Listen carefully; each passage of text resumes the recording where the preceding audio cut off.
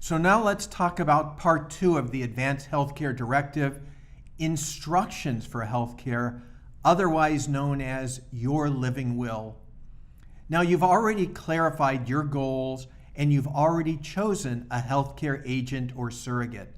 So now it's time to translate your wishes into practical guidelines or the so-called living will.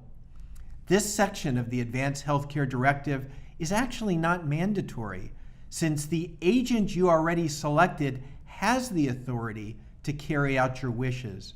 However, many people, in fact most people, choose to fill it out as a guiding light for their healthcare agent and also to help their medical team.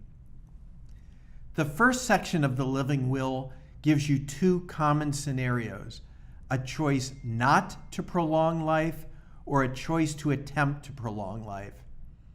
As we've already discussed in other videos, you know your current health status and you've thought about your desired goals for care.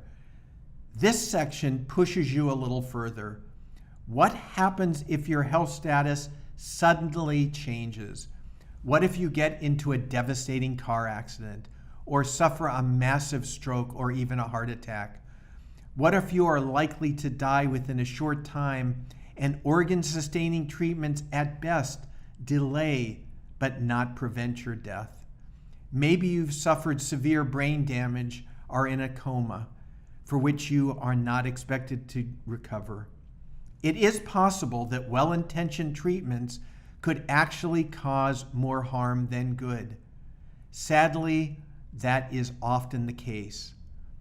CPR is in fact a good example of that, and many people misunderstand the basic information about CPR, or you might have heard of it called code blue or cardiopulmonary resuscitation. So let's start at the beginning. What is CPR? CPR is a treatment that can be attempted to restart your heart and lungs if your heart and your lungs and your breathing stop and you become unconscious. When paramedics or hospitals perform CPR, they repeatedly push on your chest to squeeze blood out of your heart, and they often use a plastic mask over your mouth and nose to move air in and out of your lungs. In addition, they often use an electrical defibrillator. What's an electrical defibrillator? Well, it's a machine that delivers an electric shock to the heart in an attempt to restore a normal heart rhythm.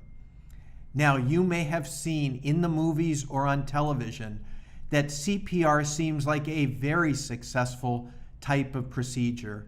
In fact, one medical study of TV dramas showed that almost 75 to 80% had success when doing CPR. Unfortunately, in real life, reality is not the same.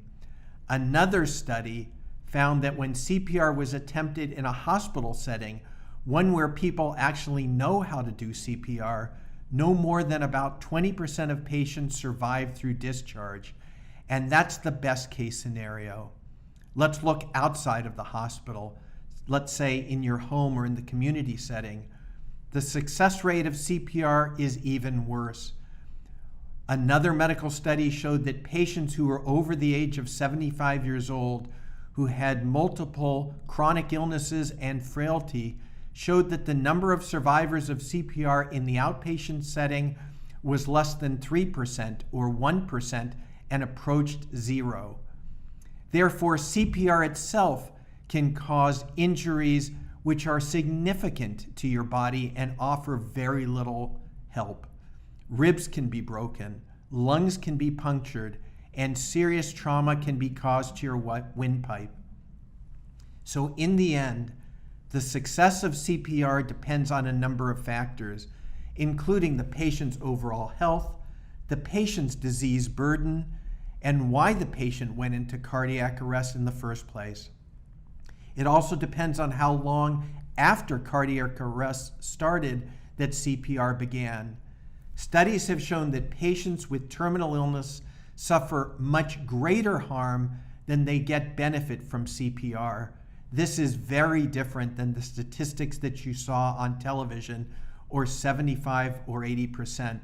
it's closer to under 5%. Now, because of these statistics, many patients who initially requested CPR changed their minds once they are informed of the realities of what CPR actually means. But beyond CPR, other life-sustaining treatments include artificial nutrition and hydration, as we spoke earlier, fluids and food, hemodialysis or an artificial kidney, and artificial ventilation, where a machine pushes air into a person's lungs. These procedures are often called life-sustaining, organ-sustaining treatments. And while under certain circumstances, these kind of treatments can be an important bridge to meaningful recovery, unfortunately, more often than not, they merely postpone death without enhancing meaningful life. These organ-sustaining treatments may not be right for you, and unless you tell us and speak with your doctors, we may never know what your wishes for treatment are.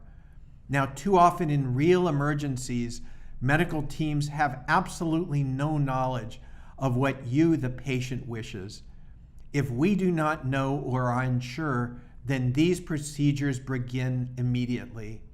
So it's so important for you to make your choice and give us the guidance we need to serve you best. Now, tonight, it's the time to think about these choices, not when you're in an ambulance racing to the emergency room. The next section of the form talks about pain relief and other wishes for your care. Parts 3 and 4 are actually optional. Part 3 asks if you wish to be an organ donor, which is exactly the same question you've been asked when renewing your driver's license at the DMV. Frankly, there's no right answer for this question. It's whatever you feel is appropriate for you. And Part 4 allows you to name your primary care physician. In general, completing this section, in my opinion, is a great idea.